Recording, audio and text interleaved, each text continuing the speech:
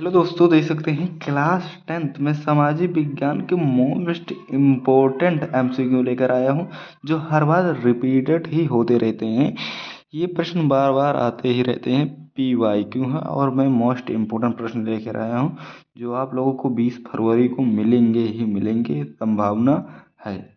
ये नहीं कह सकते कि ये पूरा एग्जैक्ट है, पर आप लोगों का 20 में से 15 नंबर पक्के हो जाएंगे।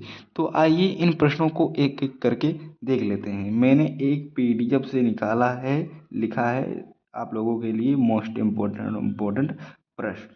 तो आइए इन प्रश्नों को एक एक करके देख लेते हैं।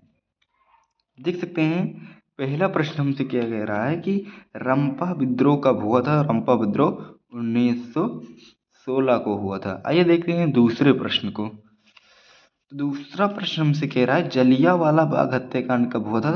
जलियांवाला बाग हत्याकांड 1919 को हुआ था। ये तीसरे प्रश्न को देखते हैं, किस नदी को बिहार का शोक कहा जाता है। तो कोसी नदी को बिहार का शोक कहा जाता है। अब देख सकते हैं चौथा प्रश्न क्या कह रहा है, निम्नलिखित में से प्राकृतिक आपदा है। तो बाढ़ एक प्राकृतिक आपदा है। आइए दिखाते हैं आप लोगों को पांचवा प्रश्न हमसे क्या कह रहा है। देख सकते हैं निम्नलिखित में से मानव जातीय आपदा है। देख सकते हैं सांप्रदायिक दंगे, आतंकवाद, महामारी और इनमें से सभी। तो सभी ये मानव जनित आपदा है। आइए देखते हैं छठवें प्रश्न को, किस राज्य में खनिज तेल का विशाल भंडार है। तो असम में खनिज तेल और कोयला झारखंड में है दोस्तों। आइए देखते हैं सातवें प्रश्न के वार एंड पीस पुस्तक के लेखक कौन हैं। तो टाई स्टाई हैं। तो देख सकते हैं टाई स्टाई। आइए देखते हैं 16वें प्रश्न को।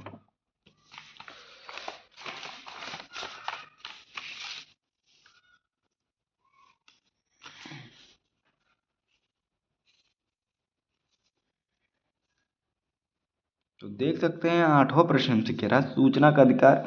सबसे पहले सूचना का अधिकार आंदोलन किस राज्य में शुरुआत हुई। तो राजस्थान में। आइए देखते हैं नौवां प्रश्न को, काली मिट्टी का दूसरा नाम तो रेगुर मिट्टी नाम से जाना जाता है। 10वां प्रश्न क्या कह रहा है हमसे, निम्नलिखित में से प्राकृतिक आपदा है। तो देख सकते हैं यहाँ पर भूकंप एक प्राकृतिक आपदा है। आइए देखते हैं 11वां प्रश्न को, वैश्वीकरण का अर्थ क्या है।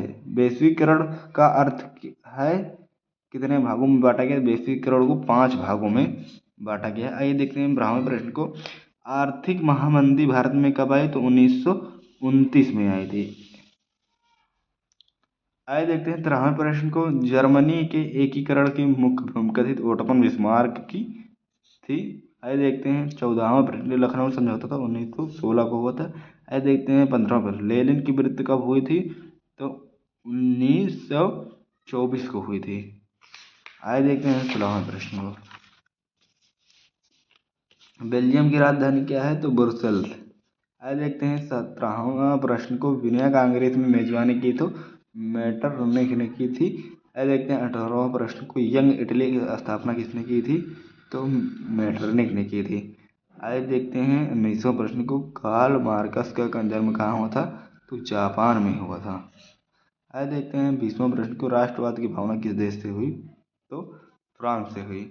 मैं आप लोगों को लिए एक क्वेश्चन पूछता हूँ कि जब फ्रांस जीतता है तो बाकी यूरोप को जुकाम हो जाता है, ये कथन किसने कहा था। आप लोग कमेंट कीजिए। धन्यवाद।